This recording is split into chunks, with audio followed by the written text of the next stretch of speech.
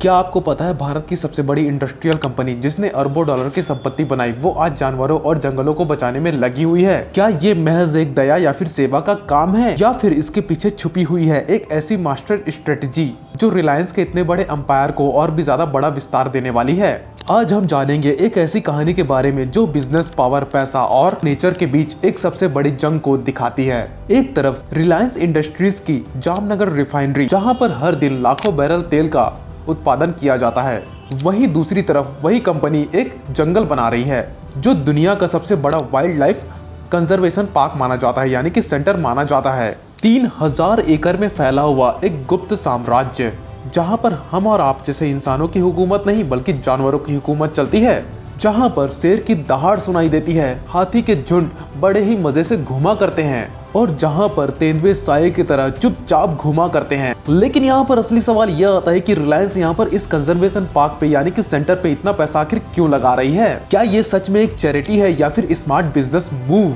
आज हम इस वीडियो में करने वाले हैं इस पूरे के पूरे केस स्टडी की असली तहकीकात, शुरुआत से लेकर अब तक का, इसके पीछे का मास्टर प्लान का, और यहाँ तक ये भी जानेंगे कि इसकी बिजनेस स्ट्रेटजी आखिर क्या है और इसका भविष्य क्या है भारत के अंदर और पूरे वर्ल्ड में इसका क्या इन्फ्लुएंस हो सकता है आने वाले टाइम में। तो वीडियो को यहाँ से अंत तक जरूर देखिएगा क्योंकि ये महज एक जंगल बचाने की रणनीति नहीं है बल्कि यहाँ पर करोड़ों और अरबों के खेल का एक नया पन्ना, एक नया चैप्टर है। दोस्तों, भारत दुनिया के सबसे ज्यादा बायोडाइवर्स देशों में से एक है। यहाँ पर 100 से भी ज्यादा नेशनल पार्क और 500 से भी ज्यादा वाइल्ड लाइफ सेंचुरीज है। लेकिन पिछले कुछ दशकों से यहाँ पर शेर, बाघ, हाथी, गैंडा और कई सारे दुर्लभ जानवरों की संख्या घटती जा रही थी। अवैध शिकार, जंगलों की कटाई और इंसानी दखलंदाजी ने हजारों जानवर को बेघर कर दिया था।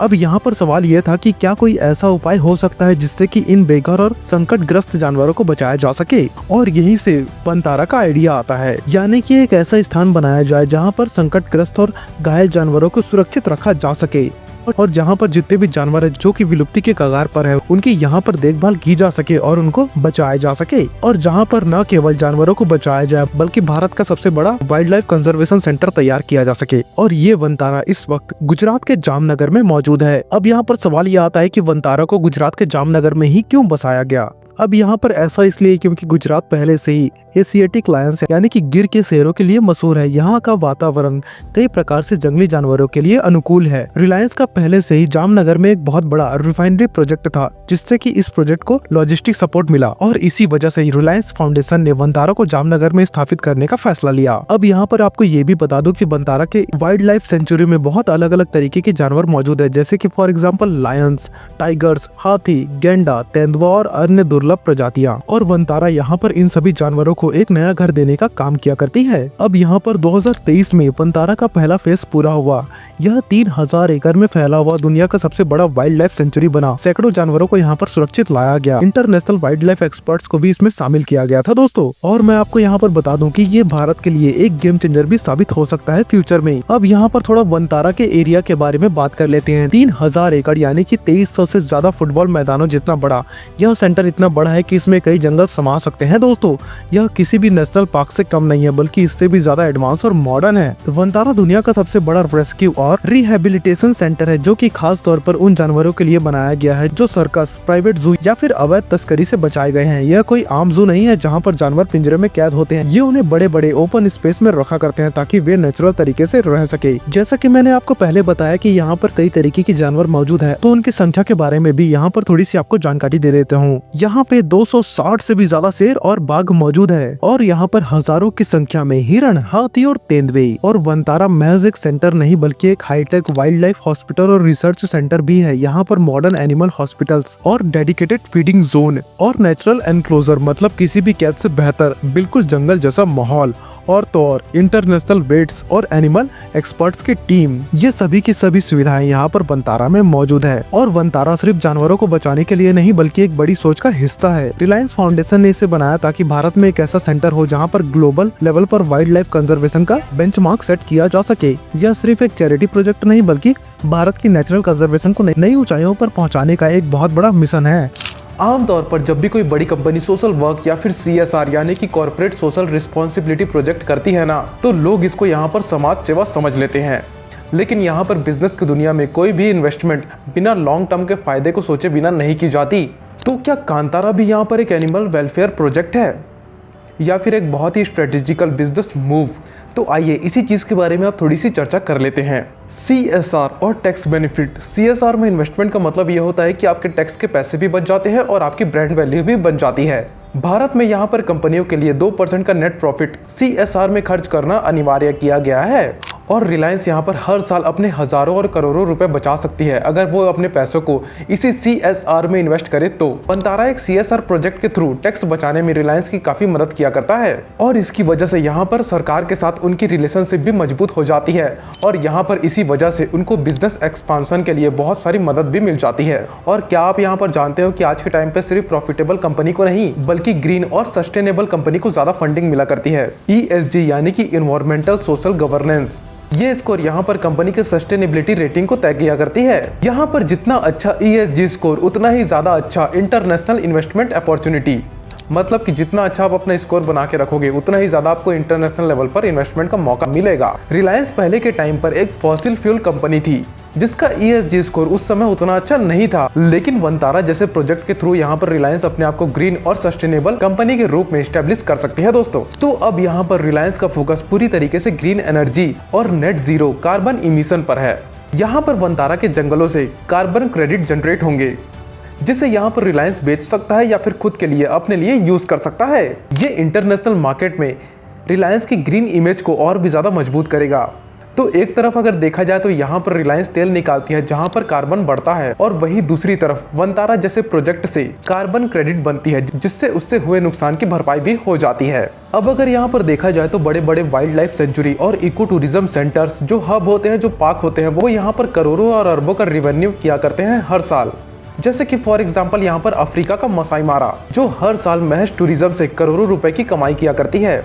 अमेरिका का येलोस्टोन नेशनल पार्क जो कि यहाँ पर टूरिज्म के जरिए हजारों लोगों को नौकरी दिया करती है, वहाँ से भी अच्छा खासा रेवेन्यू जनरेट होता है और वहाँ की अर्थव्यवस्था यानी कि इकोनॉमी को अच्छा खासा बूम मिल जाता है। और भारत में भी मौजूद काजीरंगा जैसे नेशनल पार्क बहुत ही अच्छा खासा रेवेन्यू जनरेट किया करता है, जो कि ये दर्शाता है कि ये पार्क अगर पब्लिकली ओपन होता है तो यहाँ पर रेवेन्यू का सोर्स अच्छा खासा दिखाई दे सकता है और भारत की इकोनॉमी को यह अच्छा खासा कंट्रीब्यूट भी कर सकता है।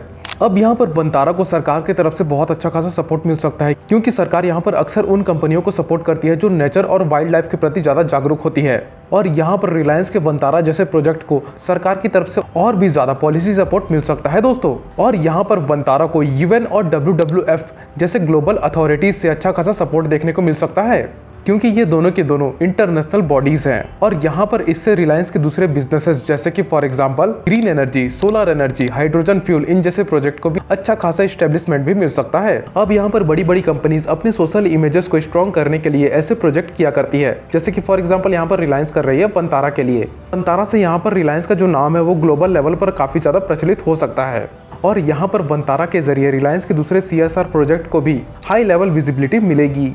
अभी हाल ही में देखा गया है कि वंतारा को बहुत सारे विवादों और चुनौतियों का सामना करना पड़ा है, तो आइए उसके बारे में भी थोड़ा विस्तार से चर्चा कर लेते हैं कि क्या वंतारा के ऊपर सवाल उठे हैं। क्वेश्चन नंबर 1, क्या वंतारा एक प्राइवेट जू है? अब इस सवाल के ऊपर जवाब में आपको ये बता दूं कि नेशनल पार्क और जंगल सरकारी होते हैं, लेकिन वंतारा पूरी तरीके से रिलायंस फाउंडेशन के कंट्रोल में है, जहाँ पर जानवरों को रखने की पूरी ताकत एक प्राइवेट कंपनी के पास मौजूद है दोस्तों। कुछ रिपोर्ट्स में तो ये भी दावा किया गया है कि कांतारा में रखे गए शेर और बाघ खुले जंगलों में नहीं छोड़े जा सकते क्योंकि वे कैप्टिव ब्रीडिंग प्रोग्राम का हिस्सा बन चुके हैं। दूसरा सवाल यहाँ पर यह आता है कि क्या वंतारा नेचुरल इकोसिस्टम को नुकसान पहुंचा सकता है या फिर नहीं? अब यहाँ पर इसका जवाब हाँ में भी है और ना में भी है, क्योंकि बहुत सारे पर्यावरण विशेषज्ञों का कहना है कि इतने बड़े प्रोजेक्ट के लिए हजारों पेड़ काटे गए हैं, जो कि बिल्कुल गलत चीज है। और यहाँ पर में भी इसका असर गुजरात और आसपास के इलाकों के प्राकृतिक इकोसिस्टम पर पड़ा है। अब यहाँ पर आप अपनी राय जरूर दीजिएगा कि क्या अगर यहाँ पर जंगल बचाने के लिए दूसरे जंगल को काटा गया हो तो ये कितना सही है या फिर कितना गलत है? यहाँ पे क्या वंतारा का भविष्य यहाँ पर सुरक्षित है भारत में? अब देखो यार, यहाँ पर रिलायंस जैसी कंपनी का समर्थन इसके लिए सबसे बड़ा प्लस पॉइंट है। वंतारा को सिर्फ सरकार की फंडिंग पर निर्भर नहीं रहना पड़ेगा, क्योंकि यहाँ पर रिलायंस इसको एक लॉन्ग टर्म प्रोजेक्ट के रूप में आगे बढ़ा सकता है। और अगर यहाँ पर वंतारा को सरकार और इंटरनेशनल वाइल्ड लाइफ फंडिंग का सपोर्ट मिल जाए तो ये प्रोजेक्ट और भी मजबूत हो सकता है। WWF यानी कि world wild life fund,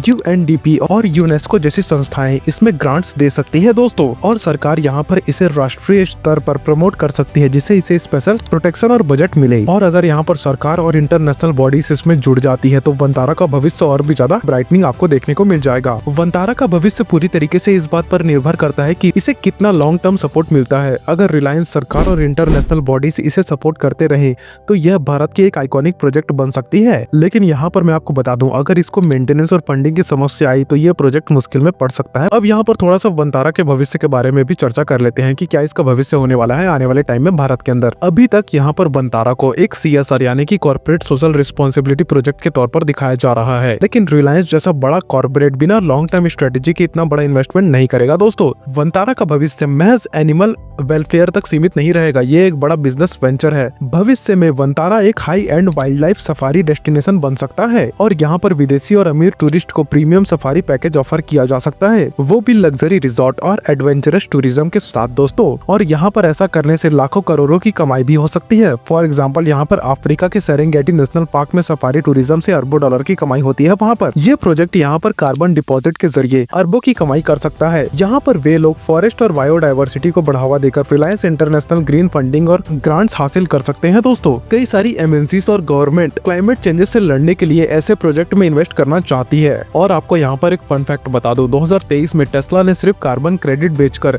1.79 billion dollar की कमाई की थी। और यहाँ पर मैं आपको बता दूं कि इंटरनेशनल बायोलॉजिस्ट, एनिमल एक्सपर्ट और रिसर्चर्स स्टडी करने आ सकते हैं। यहाँ पर यूनिवर्सिटी पार्टनरशिप और गवर्नमेंट ग्रांट से भी रेवेन्यू जनरेट हो सकता है।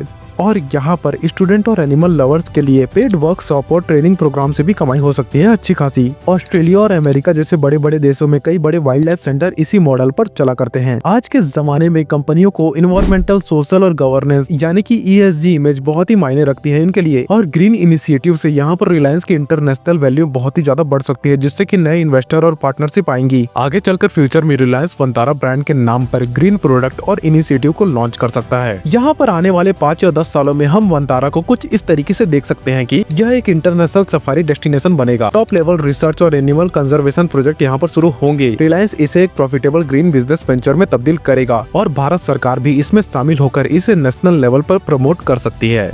दोस्तों, वंतारा सिर्फ एक बिजनेस नहीं बल्कि एक आइडिया है, एक सोच है जो बिजनेस और नेचर को एक साथ जोड़ने की ताकत रखती है।